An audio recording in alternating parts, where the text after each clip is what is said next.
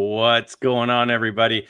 I feel like I say this all the time, Darren, but whenever I do this video, it's hard to top. I really look forward to hanging out and talking with you.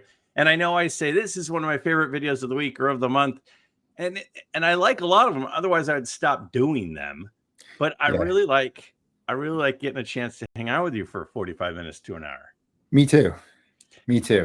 And, you know, I'm not sure when this is going to post. I'm guessing this is going to post July 25th, Friday. Today is Thursday, July 24th. So I think it'll probably go up tomorrow. There are several things happening over the last week leading up to this and then the next week coming up. So I feel like we have a lot of things now. We might actually stay on topic because I think there are three things that we want to cover. We want to talk probably a little about the National because we get to hang out, and then there will be cards there. I think we probably want to talk a little bit about the SGC news that kind of broke today, which will be yesterday when this airs. Yeah, and then when we talked the other day about what do we want to talk about. You were saying that you had some thoughts about a recent Geoff Wilson video, and you wanted to kind of work through some of those feelings in this conversation. So, what do you want to start with? Let's start with the SGC news from today because that's kind of most top of mind. Yeah. Okay. So, if you haven't seen my video from will be yesterday. I did a video that posted mid-morning. Well, I guess it was about noon East Coast time. And SGC's president, their figurehead, the leader, Pete Steinberg, left the company. I don't think anybody is shocked to hear that. No. But it continues to be yet another domino in the process of what is seeming to be more and more of the inevitable. And I don't know, I have some clips. Do you want to rewatch any of the clips or anything? Because then, so he stepped away. He released a statement, and then at the exact same time, PSA had their head of grading, Ryan Hogue. They're president of grading, but not just for PSA, but for all grading companies under the collector's umbrella. He did make sure to point that out for us. Yes. He, at the same time that Peter, his announcement hit, this video on Neo Cards and Comics' channel dropped with their president of grade. I don't know exactly. He's basically in charge of all grading, apparently. Yeah, he's the head of grading. He runs all of the grading operations for all of their, I guess, their grading companies. So I guess we'll just start with, what are your thoughts? That's not surprising, right? You know, if I started working at a company when I was young and worked there for basically my whole career for, how long was he there? Like 15 years or something like that? I think he was in charge. I think it was like the last 6 or 7. So he was a CEO though for the last 6 or 7. Or president. Yeah, I don't. Good point. I thought in one of his videos he said that he like got a job there, like that was one of his first jobs, and he worked his way up to that. You might be right. I can look it up as you're continuing to share your thoughts. So let's just assume I'm right. Maybe I'm wrong, but let's just assume you start working somewhere when you're fairly young. You work your way up to CEO when you're still young, and then your board of directors says, "Hey, we're selling the company to, our largest competitor," and I get that payout. Especially like in his case, he just took up golf. I would say, fantastic, good for him. Doesn't surprise me at all. Like, I built the company up to where it needs to be. I created a valuation that warranted, hopefully for him, a pretty legitimate payout. And now he's got, cash, and he's probably been working his butt off for the last, at least the last 6 years as CEO, right? So now it's time for him to kind of relax, and that doesn't surprise me at all, right? I think for the most part, when I've dealt with acquisitions at work, a lot of the people stick around, but not senior leadership. Usually senior leadership is there. It's almost like the higher up you go in the senior leadership of the acquired company, the shorter their tenure is, right? They're there, the very highest people are there just to make sure that everyone else that they acquired is kind of falling in line, and then they leave. And as you go down a couple levels, they'll stick around a little longer to make sure that, their specific groups get, placed in the right location in the company, and they hope to stave off any layoffs of their people, etc. So and then as you go down the chain, some of those people say, hey, look, I used to work for SGC, I now work for PSA, and I'll just continue, right? So it doesn't surprise me that he left, right? I think that does align though with kind of the conversation we had with Mike Moynihan a couple months ago, where he was if anyone was going to keep PSA alive within collectors, it would have been him, and he's gone. So now everybody. You mean SGC, keep SGC alive within collectors? I'm sorry, yeah, right? Keep SGC, it would have been him, and now everybody that is still there from SGC that worked for him reports up to the PSA president, right? So right. Doesn't surprise me, and I think it's moving along the way I thought it might. You found something. Was I right or wrong? A couple things. So first off, AI is telling me that he's been with the company for 7 years. So AI is wrong recently though about baseball stuff. I actually was using AI for work the other day, and I was bored, so I said, you know what? AI, I'm curious. I want to be the next Geoff Wilson. This is coming from a Sports Illustrated article, but okay. So maybe I'm wrong. So it's funny, I don't know, because I did AI. I said, what vintage baseball cards will go up in value the most in the next 10 years? Number 1 was the Mantle 52 Tops. Number 2 was the Honus Wagner. Number 3, I thought, was a really interesting one. It was a T206 Trueless Joe Jackson. I'm like, that doesn't even exist. So way to go, AI. Okay. So let me, what I was going to interject there was a question.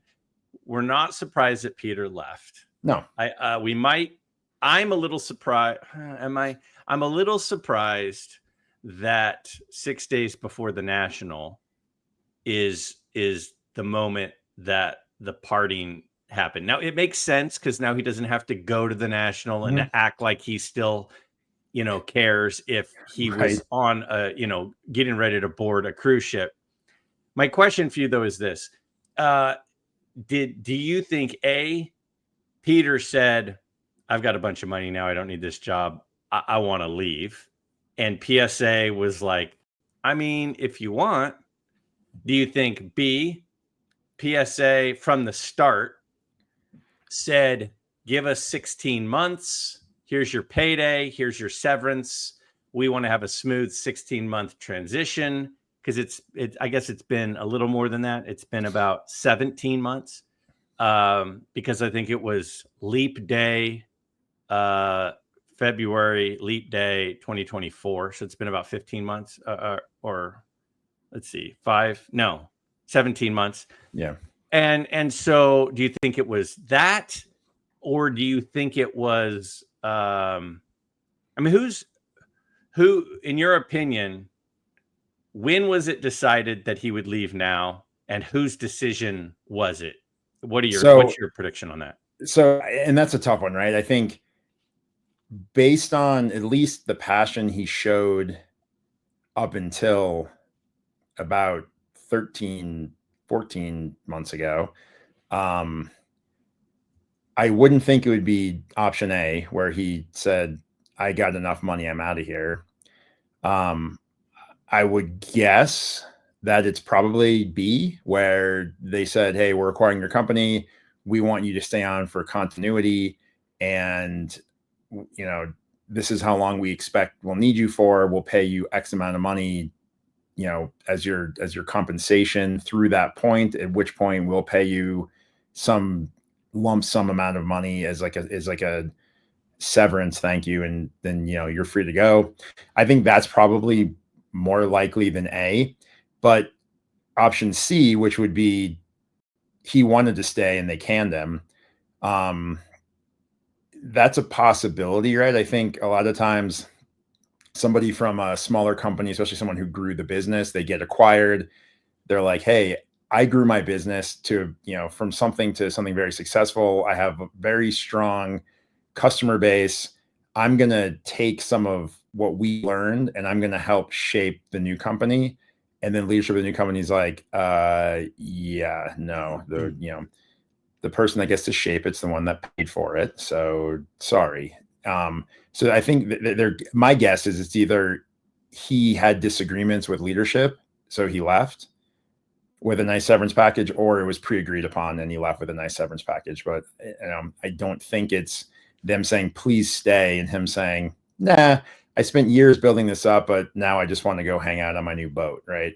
I don't think it's the case. I mean, if he was like 70, I would say that could be the case, but he's way too young to do that unless he has some other business that he's starting and was planning to do that. Okay, I want to take a look at like a 10-second clip, and then I have a question for you about it. So let's take a quick look at this. So the real reason we wanted to have you on today, you guys had some news. All right. When Neo says the real reason you wanted to be, the real reason we wanted to have you on today, was that a Freudian slip? Was Neo trying to say, hey, yeah, this is what's actually happening? Am I reading too much into that? Because in the video, to me, that was a tell. He's at the poker table and he just kind of told everyone how it really went down, which is they wanted to be on with Neo to have this conversation, and they had 10 minutes of fluff, then the real statement, real conversation, and then they ended with 10 minutes of fluff. Am I reading too much into that little flub, or is there something to that? No, that would make sense, right? Like he's not going to want to go on and just say, hey, we fired Peter and I'm the man and I run everything grading wise now. And I don't have anyone, biting at my ankles, trying to get me to change stuff. Right. Like it's mine now. I don't think he'd want to go on with that message. So it would make sense to me that they'd start with some fluff and throw out throw something big out there and then let it discuss that long enough for people to let it kind of sink in and then kind of close out with some fluff. I think it's a passive aggressive approach of making the announcement. I have seen a lot of interviews with Peter, and I've seen a lot of interviews with Ryan Hogue. I'm not in Nat Turner's position where I have worked directly with either one of them, and I don't know the behind the scenes and the daily ins and outs. But if I'm Nat Turner and I could have one of those two guys running all of my grading for all of my different companies, would you choose Ryan Hogue or would you choose Peter Steinberg? So that's an interesting question. So purely theoretically, academically, I would say Peter, because he seems to have, as a consumer of their product, he seems like he has built a better brand around that. That being said, though, for the most part, I would have to imagine that Hogue is very competent, right? Like he's not going to be in that role in that company, especially with the guys on the board of directors of that company. Those are some hardcore business guys. Like they're not going to put somebody in basically running the core of their operations who's not really good, right? So I have to imagine he's really good. He might not have the same personality as Peter, but I have to imagine he's good and he could get them the results they're asking him to get, right? The board's not saying, hey, we need to cut, lead times for card grading, right? They're like, we need to have, this revenue target, this profit target. Like we need, it's all financial discussions, right? So he could be very, very savvy and very good at doing that. Plus, from what I've seen, the companies I've worked for, when you get to that level, usually there's a little bit of a loyalty thing too, right? The senior leadership, they don't want yes men, but they want people that are highly competent and are to an extent loyal to, to the CEO or to their, direct boss, right? So I would have to imagine if I was in Nat's shoes, if he made that call, he probably did it because he sees that, what's Hoag's first name? Ryan? Yeah. Yeah, he sees that Ryan is very competent in his job and is probably incredibly savvy at it and could manage the internal operations within PSA the way that they want him to. And he's probably very, very good at his job. I would probably take, from like a practical perspective, I'd probably take him and not Peter, because you don't want to, if you're running the ship and you've got goals and you've made agreements with the board of directors to obviously achieve those goals, you want people there that will, especially at the senior levels, that will align with achieving those goals, versus people at the senior level that are going to say, these other things have always been more important to me and I could help drive that, right? Like, you want people that think outside the box. You don't want yes men, but you don't want people coming in saying, hey, you're my number 2 running all of operations, and have them say, yeah, but my goals don't align with yours. That just wouldn't mesh at that level. Sure. Now, as you're talking, I pulled up the announcement in July 2021 of when they hired Ryan Hoag, and he came from Microsoft, and he started at Microsoft in 2005. So he was at Microsoft for over 15 years before he got hired. It's interesting to me that, and the reason I'm showing it on the screen is just so people that are maybe watching can see that I'm not just making this up, and I actually am referring to something. But the thing that I find interesting is, Nat is sort of like a venture capitalist, a lot of tech history. Ryan Hoag is a tech guy, a software guy. It's interesting to me that a company that supposedly is human grading with some tech, quote unquote, assist, the two guys at the top of that process are both kind of tech guys. And I know that they're both collectors. I feel like Peter is probably more of a hands-on grader type guy. So it makes me a little itchy that Peter's gone, because I think that the way that SGC has done things for a long time is one of the reasons why SGC has been more consistent. Yeah, because I the way agree. that they've been grading is more similar to the way that they've been grading for 30 years. Whereas the two tech guys that showed up right around the pandemic, right around 2020, 2021, Nat and Ryan, are both technology guys. So there's no doubt that they're trying to integrate some economies of scale and some efficiencies with some technology, which they're both clearly experts in. It makes me a little concerned that now Peter is out of the way, and the two tech guys are now in full control of SGC2.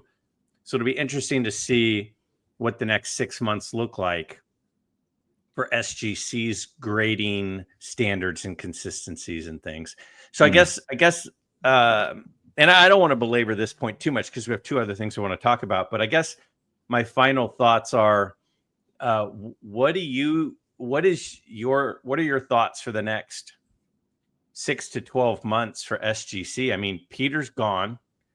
PSA now has an office in the building. According to the Ryan Hoag interview with Neo, they have taken some of the SGC graders and moved them over to PSA to help with the PSA backlog, even though SGC's grading turnaround time went from 5 to 10 days to about a month. So they seem like they're behind, but they're losing graders to the PSA office, which is now in Boca Raton too. So what do you think is going to happen over the next 6 to 12 months? So a year from now, It's the weekend before the national next year. Where are we? I mean, I think I go back to the previous conversation on this, where I think a year from now, PSA will be a logo only. I think that all the operations, SGC will be a logo only. I'm sorry, SGC will be a logo only, and all the operations will be, they'll be combined up. I think that so when I think of when I read Ryan's bio and I think of like, what he did. He worked at Microsoft, but it read like he was a product manager. He sounded like he was a founding member of the OneDrive team. So he's built a product that he's built a multi-billion-dollar product before, right? He knows how to run operations. I wouldn't view it so much as he's like a tech guy. I don't view Nat or him as like, one of these guys that start these like next generation high tech companies with some concept that no one's ever come up with before, right? These aren't like the Google guys. I view them as guys that know how to run operations, how to run businesses, how to streamline the businesses, and how to grow the businesses and make them successful, right? Like Nat is a tech guy, to an extent, because he invests in tech companies, but from what I've seen of guys in the private equity space, they're so smart usually that understanding the technologies that they're looking at buying or acquiring is just something that they do as part of their job, but they're just like next level finance guys, and not in a bad way, in a good way, right? They're just ridiculously good at finance, ridiculously good at understanding business operations. And they're all, I haven't met a person that's in private equity that's not really freaking smart, and they just learn what they need to do to make businesses successful. And they have a process, and they repeat the process because the process is typically pretty proven. Yeah. And if you're not familiar with OneDrive or Office 365, OneDrive is basically like correct me if you need to, Darren, but it's basically a internet web-based database for storage of documents and files that can be accessed not just from your local network, but from anywhere.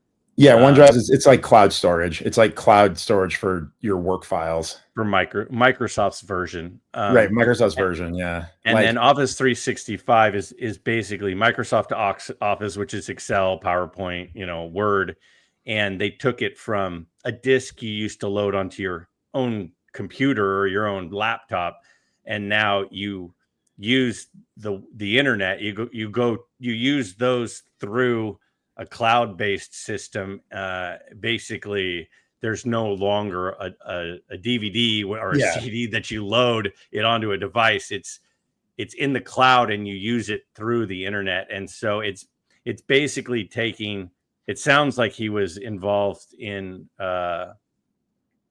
taking these, instead of being device-driven things, more web-based. Yeah, he helped transition, being part of the OneDrive team. He helped transition the Microsoft customer base from on-prem software customers to subscription cloud customers, which is in the tech space, that's a big thing, right? Like, yeah, every software company is moving to cloud. I mean, if you're not moving to cloud, then like if you're invested in a software company that's like, we're never going to cloud, you should probably sell your shares. Yeah. Because that way any device can access the programs and utilize them, instead of it be a device to device system.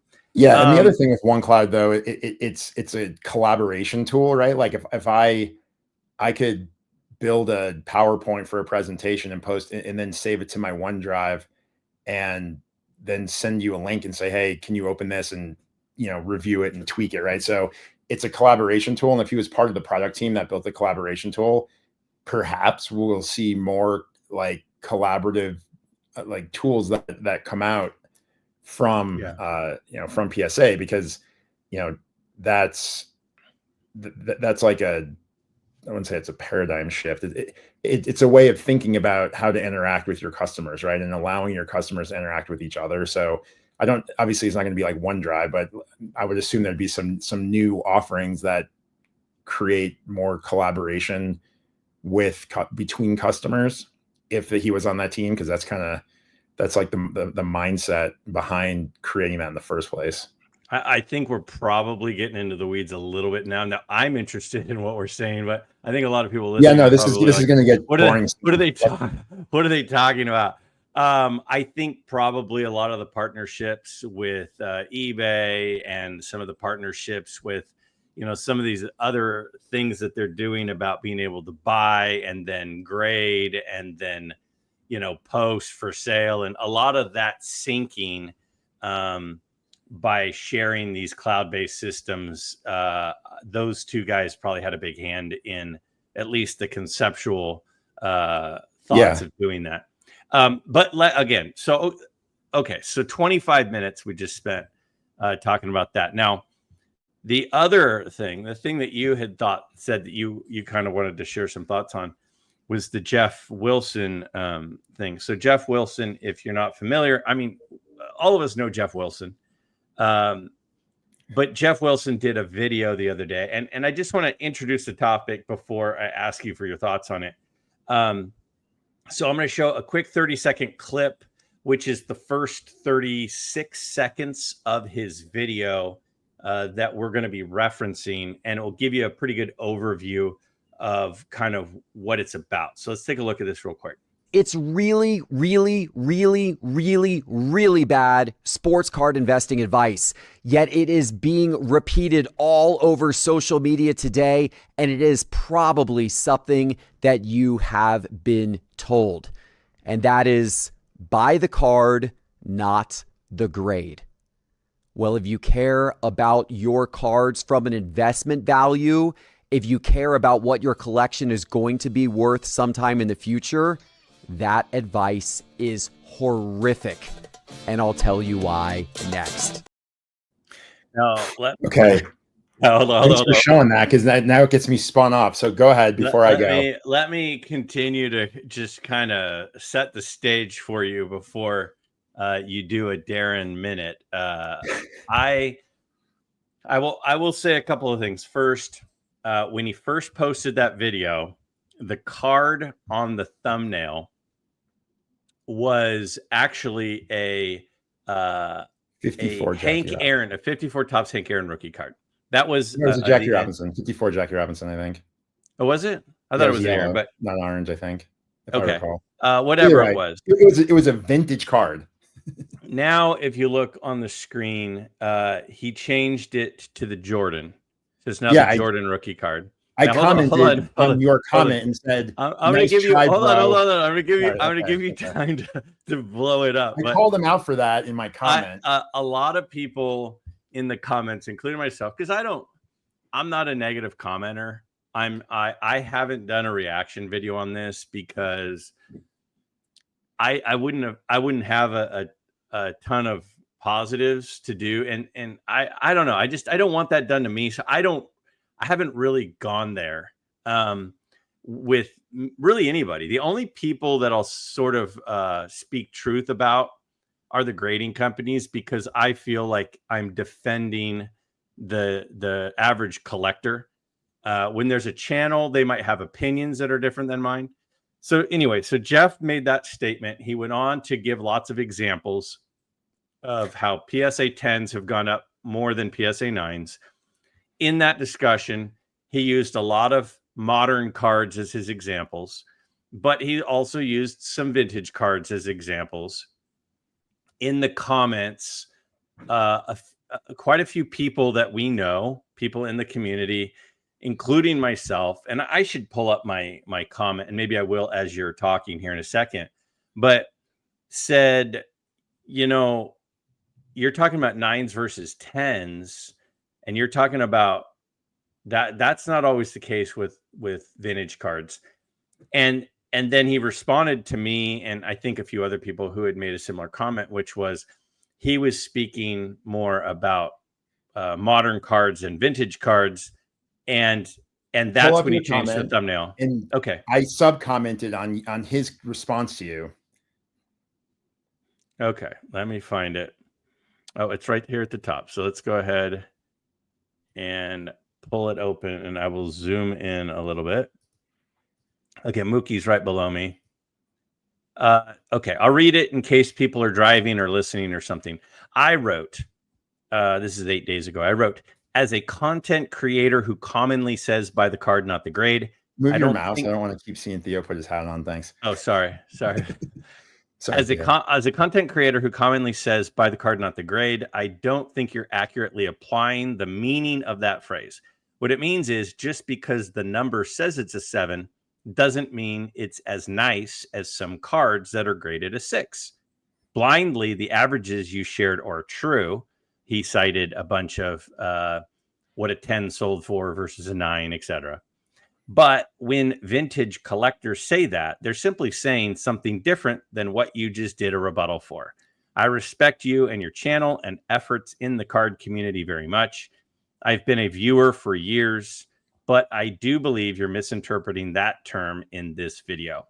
Looking forward to hanging out with everyone in Chicago in a couple of weeks. And there were some responses. Let's take a look at yours, keep going. Darren. There's okay, his. so there's Jeff his, says, and then there's mine. So Jeff responds, you are correct when it comes to vintage cards. Eye appeal does definitely matter when it comes to vintage cards. But the posts I was responding to were related to modern cards.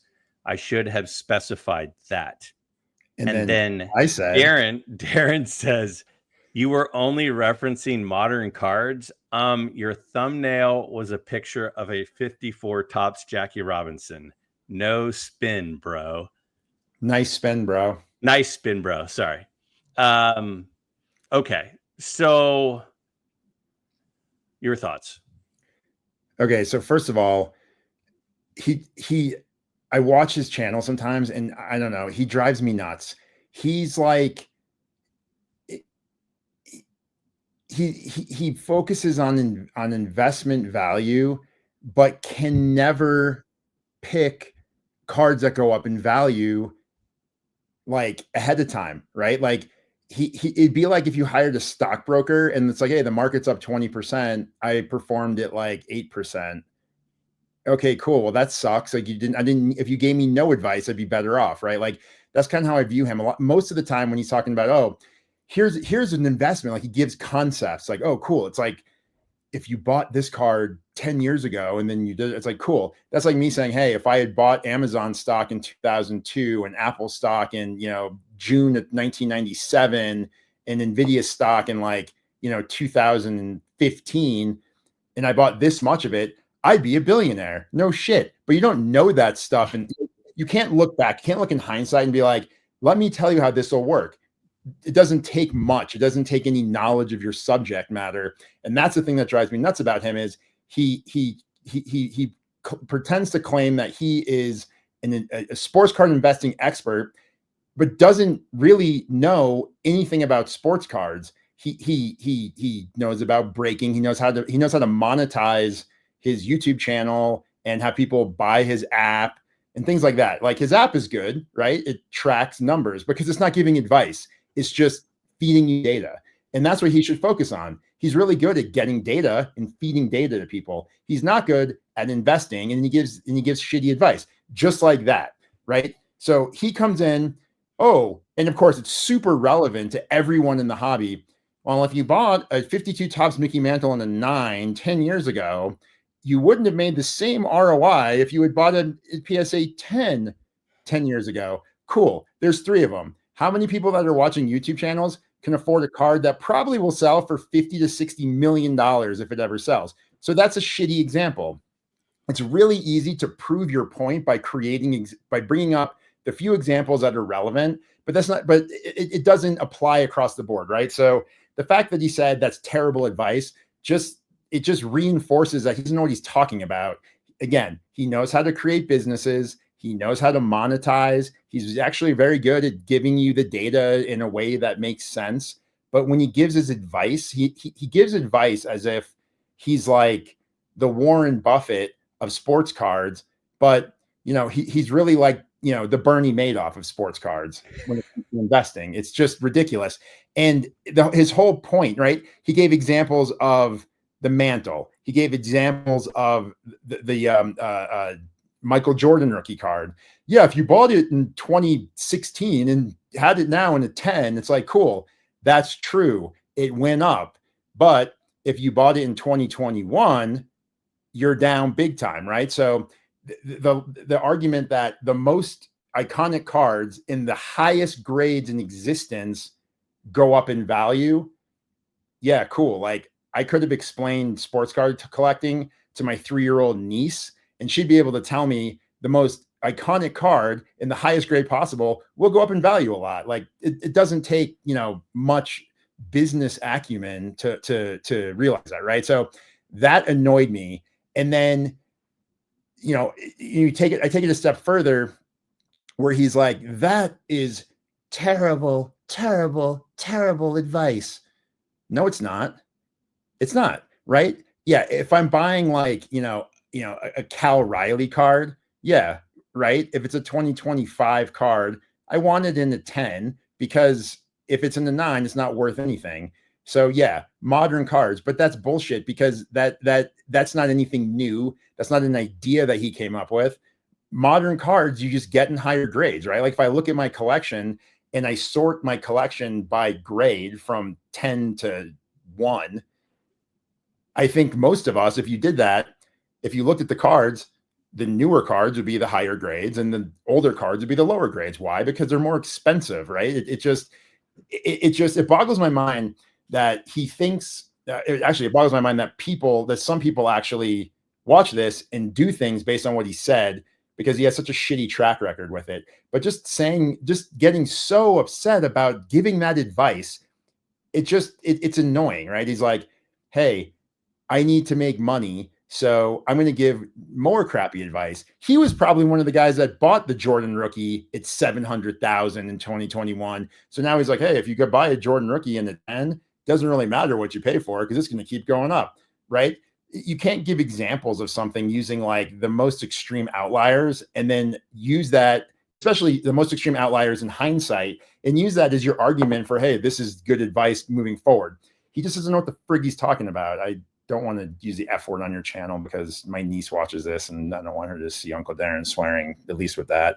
At least have her hear me say it again, I guess. But I just think that was the stupidest video ever, right? Like, the guy has his niche. Stick with modern collectors that, are young and are like, this guy's super cool. He's the perfect example of when you ask kids, like if you were to ask kids in your class, right?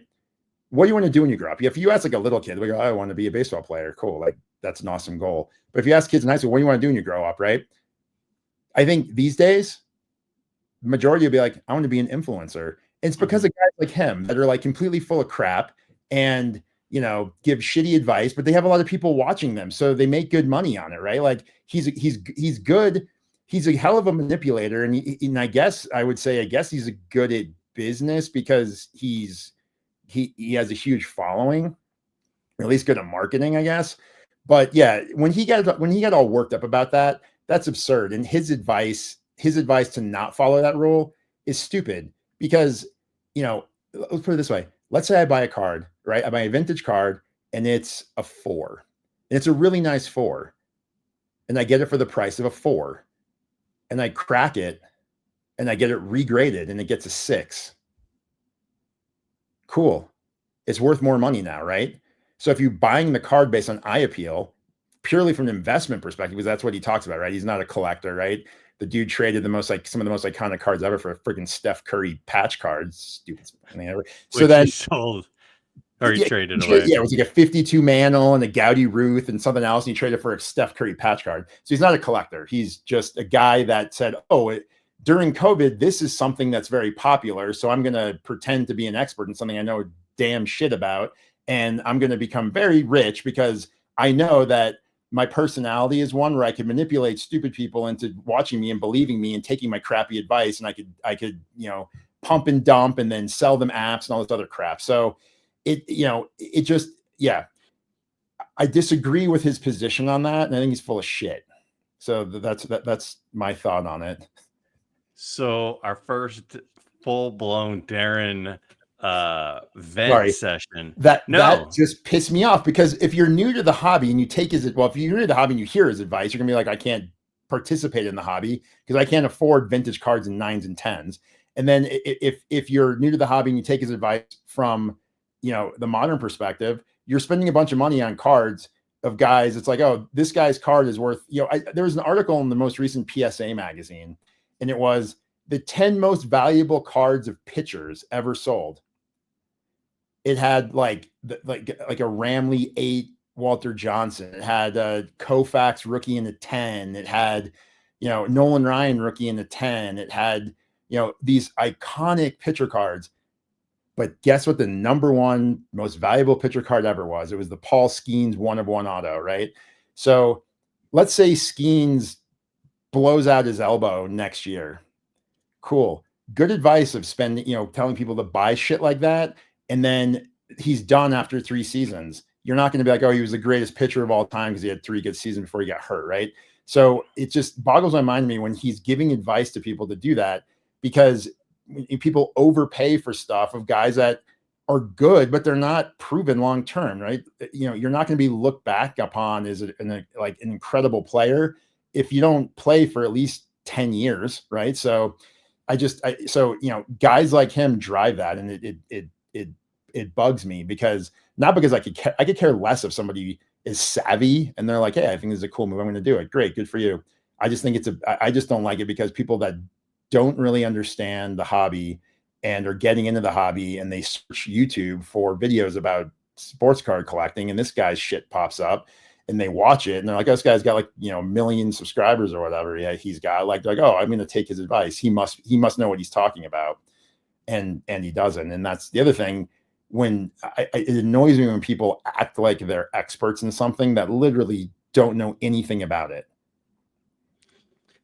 So that was my thought. Want to talk about the National? Here, I want to share, since it's on the screen in front of me, let's take a quick look at Mookie's comment, which I just thought was fantastic.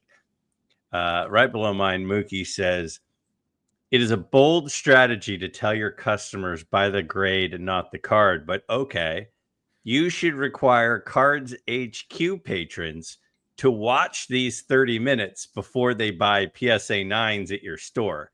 You will save them so much money, which is hilarious. And Geoff responded and said, my advice here is strictly based upon what grade of a card is likely to appreciate the most. Nothing wrong with PSA 9s, especially if you aren't trying to hold it for 10 years or care about it as an investment. I thought that was a funny comment from Mook. I agree. I'm one of the people who I guess my thoughts on Geoff Wilson are I'm kind of a glass half full or half empty kind of guy. I'm kind of like a little bit of a pessimist at times, but with channels, I try to take the parts of channels that I like and then just kind of excuse the stuff that I think is bogus. So I think Geoff missed it on this one. I think Geoff was off, and that's the reason I left a comment. And I tried to be super, I don't know. I tried to do it professionally and diplomatically in saying, I just think you're misinterpreting that term here. I do think Geoff has brought some positives to the community. He's kind of upped the game as far as production. I think a lot of card content for years was kind of lazy, and he's brought a higher production value, which help kind of raise the bar. Absolutely, right. He's invested a lot of money into trying to make something solid, and I think honestly, all he really needs to do is spend some money on hiring somebody that knows what they're talking about to prep him before he goes on to his videos, and then he'd be fine. Yeah. and he didn't do that. I have a couple of friends who I have a friend in particular who I'm not gonna call out on camera, but who talked to some of his associates right after this video posted and said, "Did you know he was going to say this? And if so, would you have told him to go through with it?" And his associates were like, "No, I didn't know he was going to say this. And if he was, I would have kind of helped him better understand the language and the terminology of what that means." So he definitely goes through some of his production without consulting some of his key people. And when you don't know if you don't understand your topic, then that you spend $1 million or whatever you spend, more than $1 million to build up, his production, his studio, his production, his marketing, everything else. If you're going to spend that kind of money to do it, you might as well take the extra time to make sure that you have a basic elementary grasp of the topic you're going to discuss.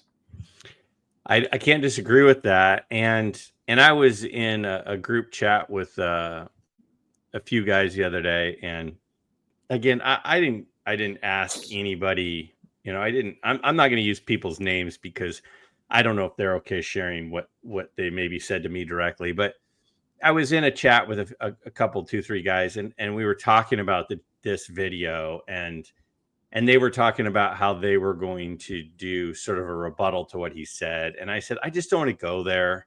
I don't want to get into it and try to unleash on him. And what somebody said in that group was, but we have to call out people when they're mistaken.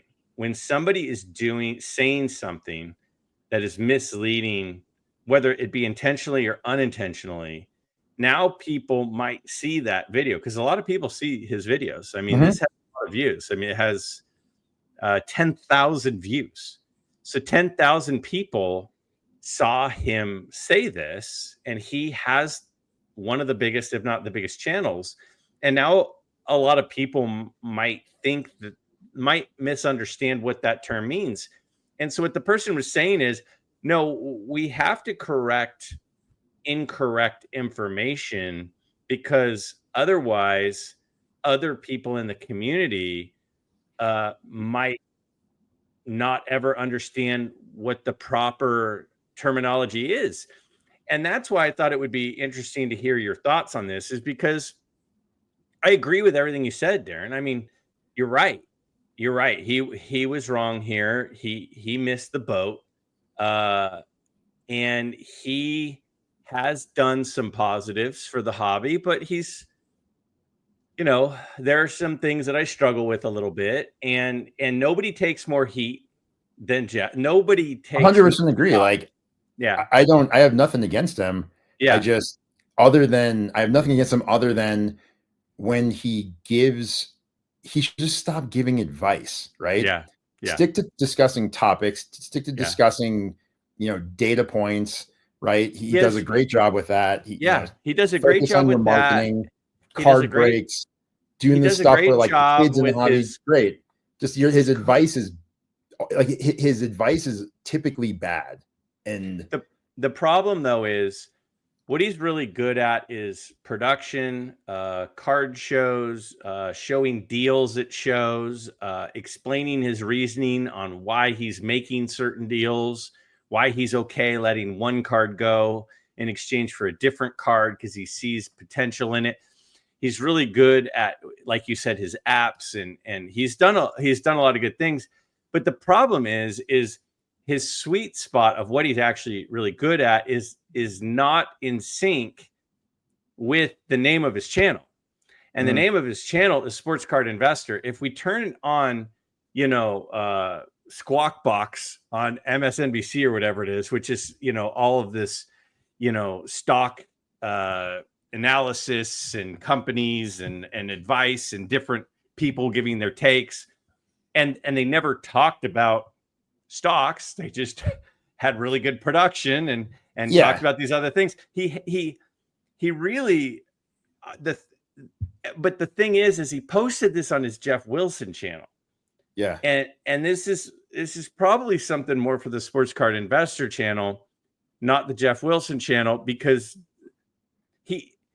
you're right. The weakest part of his game seems to be the advice. But the other thing too is the guy has everything he says is on video, and like people can go back and they can go, that's why he catches a lot of heat, is people will go, oh, you said we should all be buying this guy and this guy's now garbage. Yeah. And he's always wrong. And it's not because he has been right on vintage autograph cards. He's done really well on those, but you're right. When you talk vintage, to be honest with you, I think it's easier if you're going to talk investing from a vintage perspective, because, Mickey Mantle isn't going to get drunk and run somebody over tomorrow, right? Babe Ruth isn't going to get caught gambling tomorrow, right? Like, Ty Cobb's not going to, blow out his ACL tomorrow, right? Like, these guys are pretty set. And you could basically, if you think from an investment perspective with vintage cards, it's more about where do you think the hobby's going to go, because that's going to drive the demand and that'll drive the price, versus the modern guys. It's like, this guy who's never gotten up to bat in the major leagues has a gold refractor 1 of 1 that costs more than, an Ernie Banks rookie in a 9. Yeah. Yeah. That'll hold, I'm sure. Yeah. All right, cool. Well, we're at National coming up next week. We're at 52 minutes. It'd be ideal to keep it under an hour. So you might go a couple minutes over, but okay. Yeah. 6 or 7 minutes about the National. You just released a video. If you haven't checked it out yet, Darren had a big pickup recently, so check out his most recent video to see that card. Is gorgeous. I could tell you. Thank you. I saw the video already, and it is a stunning card. Thank you. Do you want to talk about what you're hoping to acquire, or you want to talk about what you're expecting? You're talking about your plans. What do you want to talk about here? Sure. So I do want to just mention my plans have changed slightly. Something came up with work, and I won't be there until Thursday. I fly, basically I get in like at midnight on Thursday night. So I'll be at the show all day Friday, and I'll be at the show all day Saturday, but I won't be there for the YouTube event on Thursday. So if you wanted to meet me at the YouTube event, just if you go to the show on Friday or Saturday and you see me, just say, hey, I'll be in the areas of the show that are primarily vintage. Yeah. And, ultimately life takes precedence. A lot of us that are your buddy are a little bummed out because, I am too, but it is what it is. To get done. I need to get done. It is what it is. So. It's all good. Is there a particular table or card, or you don't really? It seemed to me like 2 years ago, you had a very specific list of what you were hoping to acquire. It feels like last year there were 2 or 3 cards that you kind of had your eye out for, and you got it. You got at least 1 or 2 of those ones from last year. Yeah, I got 3 of them. Is there anything that like your eyes will kind of be hunting for more than others, or is it just a complete blank slate? And are you planning on making maybe a big purchase, or are you just maybe a bunch of medium purchases? Like where are you at? I don't know exactly how I'll approach it from a purchase perspective. I would assume I'm assuming maybe a big one and then a medium one or something. My budget this year is less than normal. And I just pull up my list for the year of just stuff. I'm not following a list, but I have a list for guidance just to keep me on track. And yeah, I one of the cards that actually we had talked about in January when we talked, because we did our goal cards for the year, our 3 tiers. This year I did 3 cards in each of the 3 tiers, and I'm making pretty good progress on it. One of the ones that I'm thinking maybe that's on there that if I could find a nice one, I'll pick it up. If not, there's a lot of other stuff that I'm looking at. But the E90 Cy Young, the one he has 2 cards, his not his Cleveland one, but his Boston one, where he's got like that's a cool card, like the shirt with the laces on it. Yeah. So maybe something like that, maybe, and then maybe something, that's a fairly big card. So that, and maybe something a little smaller. But I don't know. I mean, I'll see what they've got. I think, taking that approach at the national or Strongsville was fun because I picked up basically all cards that I had no intention of picking up, other than the bomb bred Jackie Robinson.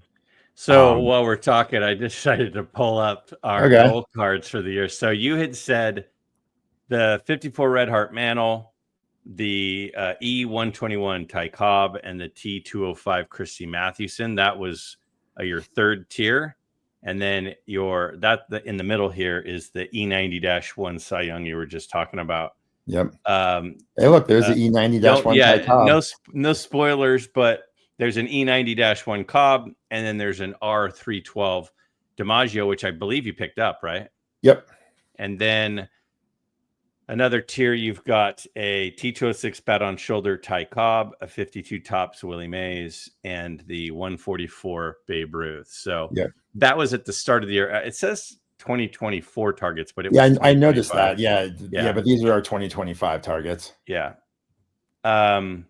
So one of those is sort of the goal, I guess. Yeah. Yeah. I mean, it would be cool to pick one of those up just because it's, one of my goal cards for the year that we set earlier in the year. But to be honest with you, if I see like a vintage football card or vintage basketball card that I like, maybe I'll pick one of those up. Yeah. I like the approach at Strongsville of just kind of going in there and seeing what they had. What will keep me a little bit more focused is that when I'm at the National, I'll be with my dad, and my dad knows that I like the more iconic cards. So if I were to start looking at buying a bunch of kind of oddball stuff, that kind of like a lot of the stuff I picked up at Strongsville, he would probably question, hey, are you sure you want to do that? There's this really cool Ruth card or Cy Young card or Ty Cobb card or whatever, Garrett card, DiMaggio, right? Over here, are you sure? So he'll help keep me a little focused, I think. But I'm just going to kind of wing it and see what's there. Well, I'm looking forward to it. Last year when we had breakfast with your brother Dean and your dad, I had spoken to Dean on the phone once, and I had spoken to your dad on the phone once, but I had never met them. And since then, we've had Dean on the channel. We've had your dad on the channel. I've gotten to know them much better, texted them quite a bit. I text, with you and Dean fairly frequently. Dean is really, his channel has really started to take off since then. So I'm really looking forward to, I know we're scheduled for dinner on Friday night, and hopefully we could maybe grab breakfast on Friday morning. Yeah. I let my dad and Dean know that that was what I was hoping to do. Yeah. So, it's going to be fun. And, hey, if we don't pick up a big card or two, then it just means we have more money to pick one up down the road. So it's not like one of these things where it's like a once in a lifetime opportunity. Like, there are opportunities every day. There are cards right now that I'm watching on different auctions and things that if I don't buy something at the National, I'll buy one of those. So yeah, exactly. Right. Exactly. Well, so I'm looking forward to it. It's going to be a fun time. I'm excited. I'm excited to see everybody. And then, I'm excited to meet people, and, I'm looking forward to, that fair number of people coming up to me saying, "Excuse me, are you Darren?" I say, "Yes." And he's like, "Where's Greg?" No. Right. I'm looking forward to that. That's always fun. It makes me laugh. Well, I'm hoping to try to get some purchases before you get there. Oh, cool. So that on Friday, I'm really hoping to knock out some purchases Wednesday, Thursday, so that on Friday I can spend a decent amount of time kind of wandering with you. Because sometimes when I'm looking for myself, it's hard for me to, just hang out because I'm preoccupied thinking. And sometimes I like to do one thing at a time. And so I'm going to be in buying mode until you get there, I hope.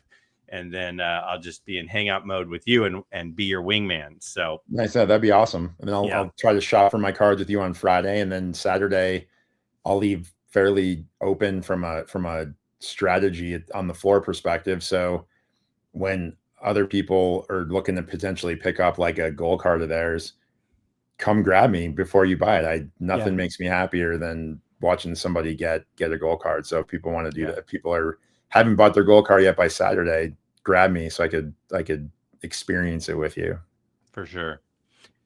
All right, buddy. We just hit the hour mark. I appreciate you letting your hair down and sharing your thoughts on. Yes, I mean, things. When I saw that video, it just pissed me off because like I've had, whenever he talks about investment, it bugs me, and then that one really bugged me because he basically made a video kind of crapping on the vintage guy's mantra, and he's just again completely wrong with his advice. So that bugged me because that was more of like a direct, like when he talks about like a O'Neill Cruz card, I don't care, but when he talks about vintage, and that kind of gets under my skin, especially when he's wrong. All right, buddy. Less than a week. We're gonna hang out. Thanks to everyone who made it to the end. Well, a week. When the video drops, it'll be 1 week. That's true. That's true. When this posts, which I believe will be Friday, it will be 1 week from when we will be hanging out. So yes. All right, guys. Thanks for hanging in with us. Thanks, everybody. And let us know your thoughts down below if you have any reactions to any of these topics. Darren and I will obviously be checking to see what everybody thinks. And we're looking forward to running into several of you at the National here in just a few days. Sounds good. And our code word, if you listen to the whole hour, is Geoff with a G. Geoff with a G. All right. See you, buddy.